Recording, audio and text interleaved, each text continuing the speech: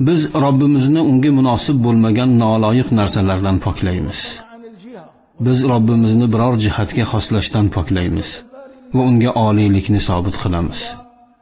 Allohning o'zi o'z zotiga oliylikni sobit qildi. Biz ham unga oliylikni sobit qilishimiz kerakmi yoki kerak emasmi? Albatta sobit qilishimiz kerak. Alloh o'z kalomida oliy qadar bo'lgan Robbing ismini poklab yod et dedi. Boshqa oyatlarda ham shunga ishora bor. Lekin bu bilan Allohni biror jihatga xoslashimiz mumkinmi? Yo'q, aslo. Bir kishi Alloh azza va jalla yuqorida deydi. Yuqori degani qayer? Ana bu tepami yoki bu tomonmi?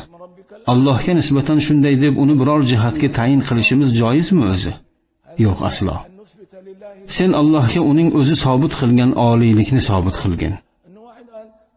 U odam oliylikni u yer yoki anavi yer deb tushunadi. La havla va la quvvata illa billah. Mutlaq kuch va quvvat qudratli va buyuk Allohdan o'zgada yo'qdir. Ulardan biri Yevropa va Amerikada ma'ruza qildi. U tarqalib ketayotgan ummatni jamlash o'rniga ularni parchalab tashlashni istayotgan kishilardan biri sanaladi.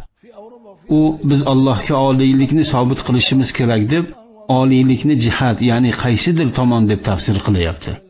Ya'ni kimdir bizdan Alloh qayerda deb so'rasa, unga qo'limiz bilan osmonga ishora qilishimiz kerakligini aytayapti.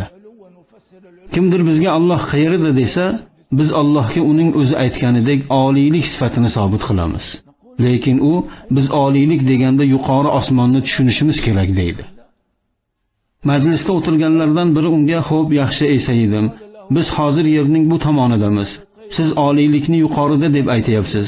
Agar biz yerning bu tomoniga muqobil bo'lgan narigi tomonga borsak, ya'ni yerning narigi ikkinchi qutbi tomonga o'tsak, siz aytayotgan yuqori tomon u yer uchun past bo'lib qoladi-ku.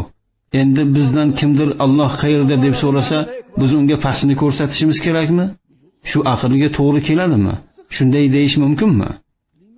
Nima uchun biz o'tgan ulug'larimiz hech qachon bosib o'tmagan qizil chiziqdan o'tib ketishimiz kerak? Nima uchun biz Allohning sifatlarini ko'z oldimizda gavdalantirib, uni biror narsaga tashbih qilishimiz kerak? O'rtada adovat sabablarini keltirib chiqarish uchunmi? O'tgan salaf solihlarimiz bunday qilmaganlar-ku.